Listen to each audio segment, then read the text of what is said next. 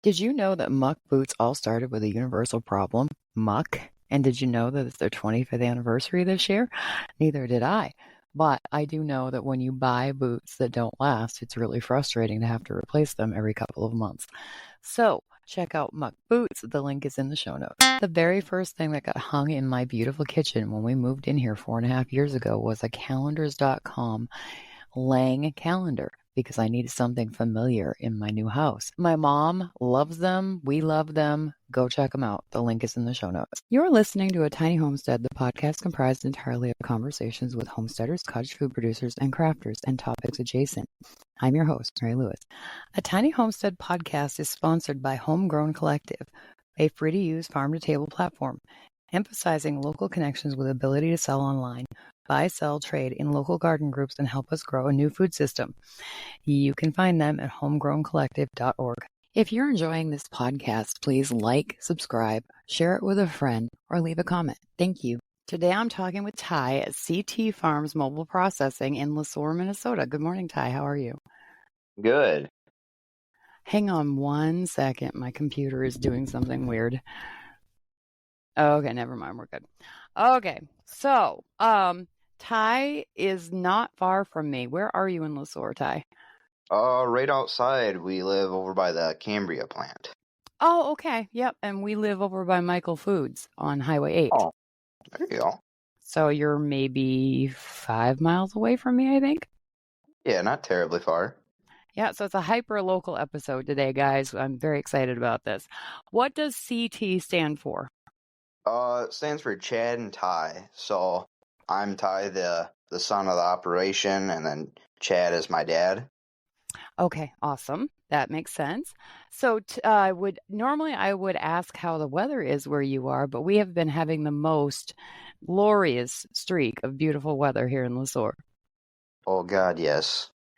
Today is just beautiful.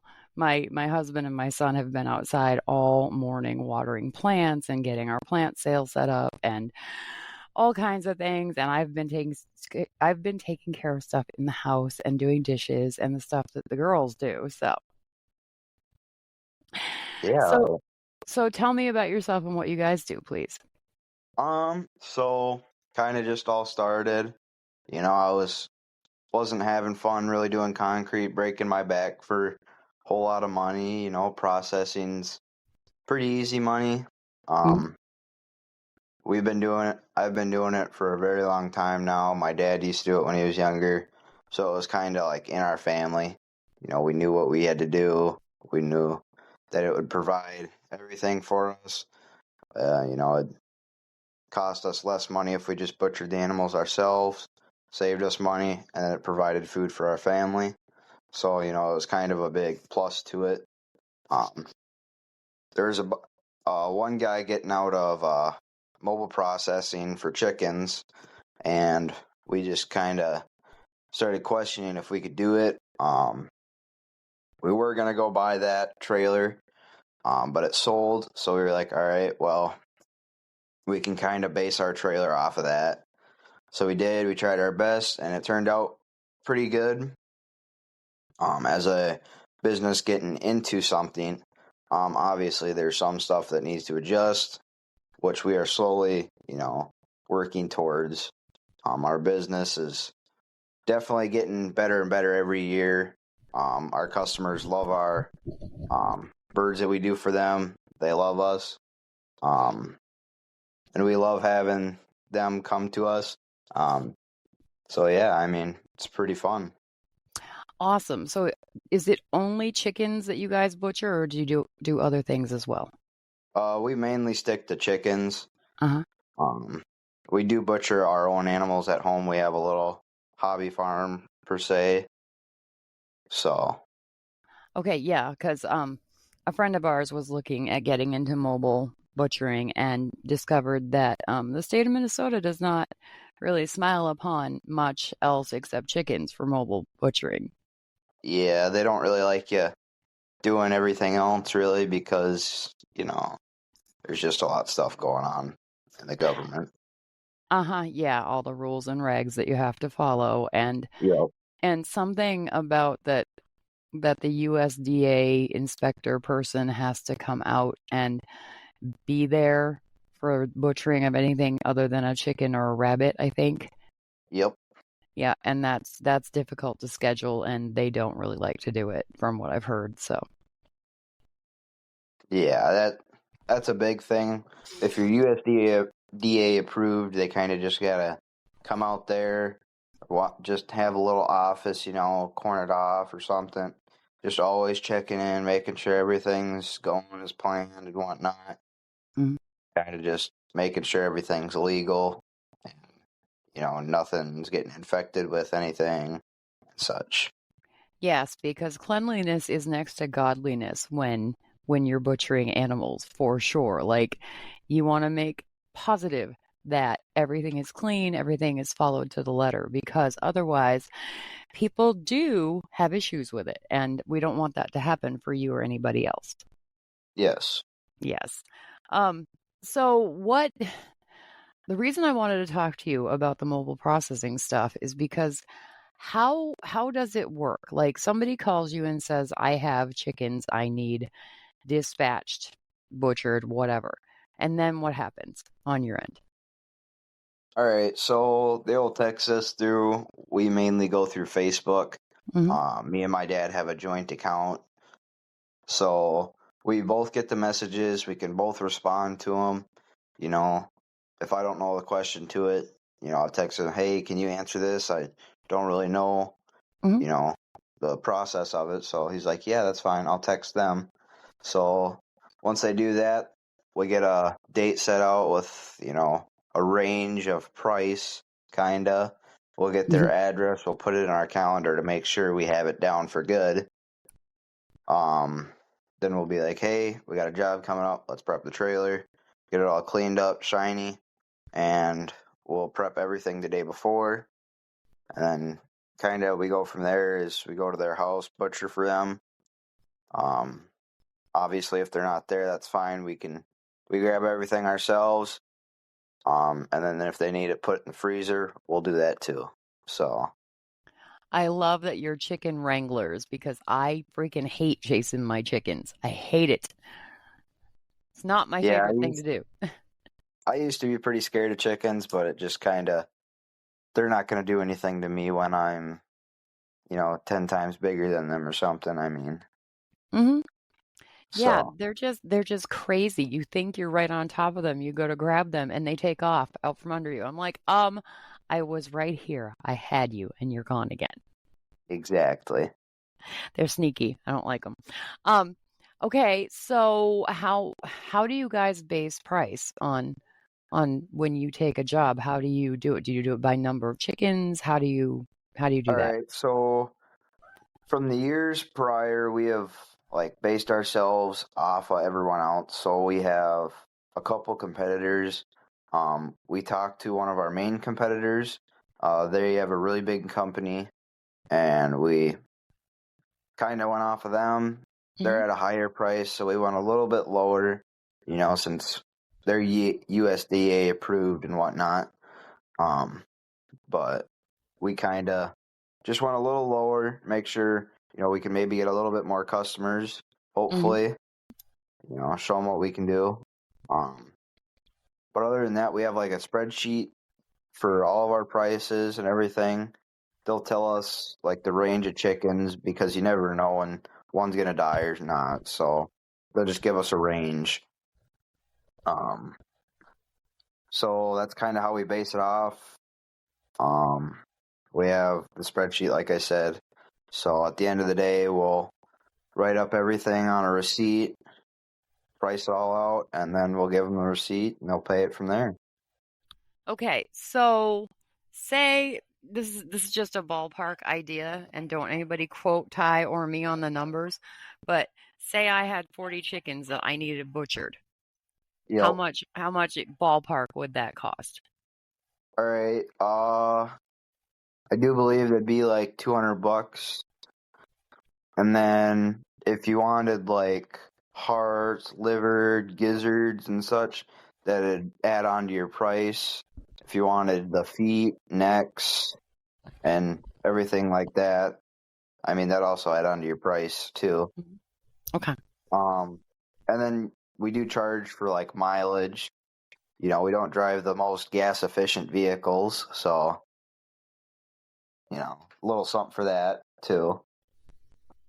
Okay.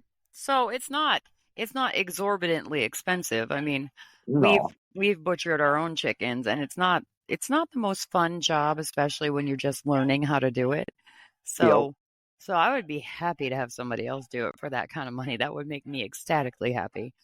Um so do you guys have your own chickens? Do you butcher your own chickens and sell them, or is it Yeah, just that you Okay, go we ahead. do have a bunch of chickens growing, so every time we butcher chickens, we do expect chickens in the next week. Mhm. So right now, I believe we have roughly 46 turkeys, roughly, and then about 20 or 30 chickens. So Okay. we have some moving in, we have some moving out. That's kind of just how we do it. Always have some stuff moving in and out, which is what we like. Okay, so if somebody wanted to buy a turkey or a chicken butchered from you, do they just contact you or do you sell Yep. them anywhere else? So do you know about the farmers market in Lesor? Oh, yes, we do. My husband has sold there for the last 2 years. His name is Kyle. Oh, well, I believe last year or 2 years ago is when we started selling at the farmers market. This year we're gonna get back and we're gonna really try and boost our business because we're gonna have my sister and my dad doing that. I'll be running the business. That'd be awesome. That's kind of how we do our business. Other than that, we do Facebook too. We're really big into that. That's how we get all of our customers. Mhm. So yeah. Awesome. I'm sorry my dog is barking in the background. That's our mascot, Oh Maggie. no, that's all right. I posted on Facebook and Nextdoor and stuff this morning because we have a plant sale going on here today at our place, and she's a watchdog. So anyone who pulls in the driveway, she's going to do this. So I'm really sorry, guys, if you can hear her. Um, okay, so she's distracting me, so my brain is frying. Um, you said you guys have a hobby farm. So what else do you do on the hobby farm? Right now we have probably about 20 cows, just mini cows. Um, they're a lot easier to probably handle around here. They can't really wreck a bunch of stuff. Uh-huh. Um, we have about 20 of them. Some of them are mini size and some of them are close to full grown size. So those get pretty decently big. We have a couple over 1,000, which is kind of what we want for minis because that's pretty darn good. Uh-huh. Um, we have rabbits. We used to show rabbits actually. That's kind of what we have for county fair. Um, we do show county fair, so we show turkeys, chickens, rabbits. My sister likes to show cows, so that's kind of what we kind of focus on is all of them. What breed are the mini cows? Herefords. Really? I don't. Yes. What do they look like? I don't know what a Hereford looks like. They'd be red and white with like either like a red little spot around the eyes is kind of what is like a good show cow kind of for Herefords. I mean, So do they look kind of like Holsteins, only they're red, not black and white? They're red and white? yes. Okay, cool. I don't know if I've ever seen one. I mean, in real life, I might have seen pictures, but I don't think I've ever been introduced to one. Yeah. Okay, cool. And do you guys grow any produce or is it just animals? Uh, we don't really, we just grow the animals and then eventually butcher them after so long, but we don't really grow the produce. Okay, well, we're doing that for you. We got you covered. We're we're gonna have so much stuff this year if the weather holds that we're gonna be swimming in produce. So if you need anything, let me know, Ty. We'll have it. All right. Yes, because local shopping, local bartering, local supporting each other is really important right now. It always has been, but it's really important right now. Yes, it is. Very important. Yes, we purposely grew more plants than we needed this year because we wanted to make sure that people could buy bedding plants to start their own little backyard or raised bed gardens because I have this sinking feeling that the tariffs are not going to help us out a lot this year and people are going to need local food. Yes, very much so. And I don't talk politics on the podcast, so that's as close as I'm going to get to that. But I keep encouraging people that if they have any room at all to grow something that's edible, do it. And support your local meat producers because not only are you helping them, but you're helping yourself to not have to pay the exorbitant prices at the store Yes. for lesser quality meat, you know? Yep. So this dog, I didn't think she was going to do this. Okay, so we're 15 minutes in. You said that you guys have been doing this as a family for a very long time. When did it start? Um, so we kind of got into rabbits when my mom got diagnosed with cancer. Rabbits is supposed to be like the number one food cancer patients can eat. Oh, okay. So we tried that. It worked out really well. We started growing probably 100 rabbits to about 150. Then as my mom passed away, we still kept going, into it. We were still really big into it. And then we kind of slowly, once we got all like the bigger animals and stuff, we kind of slowed down on rabbits because we always wanted cows and stuff, really big breed, takes up a lot of room. So we got to focus on them a lot. Mm-hmm. So we started cutting down on our rabbits. Then we started focusing on chickens and cows. So that's kind of what got us all started. Yeah, but when? How long ago did it get started? At a rough estimate, probably around 6 years is when we started buying animals. Oh, so it hasn't been that long. No, it hasn't been. And you're doing pretty well from what I can tell, so that's awesome. Yes. It's so exciting to me when people start a new endeavor, whatever it is. I don't care if it's ag or, I don't know, knitting sweaters, and they're starting it as a small business. And 6 years later, they're like, look what we've done. I know that is definitely the cool part of, watching the business grow and, putting more money into making your business better. That is definitely like the fun part of it. Yeah. And I don't know, like for us, this is the summer we've been waiting for.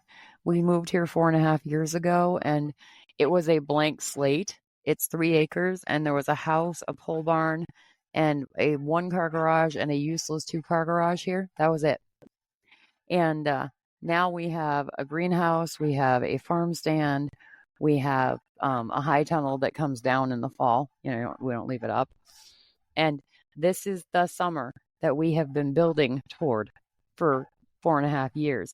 And I woke up the other day, grabbed my coffee, looked outside. It was gorgeous outside, and looked at everything we've done since we moved in and almost cried because I was just so full of happy at what we've done. And so I get it. It's amazing when things finally start to click and come together. Yes. So other than my dog barking in the background, she's usually much more well behaved than this. Okay. So what's the future look like for you guys? Are you going to expand, or are you just going to try to maintain for a little while? Oh, we're definitely looking forward to trying to expand our business. I would love to become a full-time in the summertime. Uh-huh. I really don't like working terribly hard in the heat, killing my body, but processing, I'm running it myself. I don't have to really listen to anyone. Mm-hmm. I can kind of do myself as I please. I mean, I think it's going to work out good as long as we can keep our business growing. Yeah. So this is gonna be a weird question. I don't know how to phrase it correctly. The people that you have done the mobile processing for, what did Yes. they say? Are they like, wow, that didn't take long, or wow, that was easier than I thought it was going to be. Because people have a real, I don't know, trepidation, fear about having people come in and do something like that. There's been a couple people where they've been really skeptical about us coming there and butchering their chickens. So my dad would be there talking with them. I'd start butchering.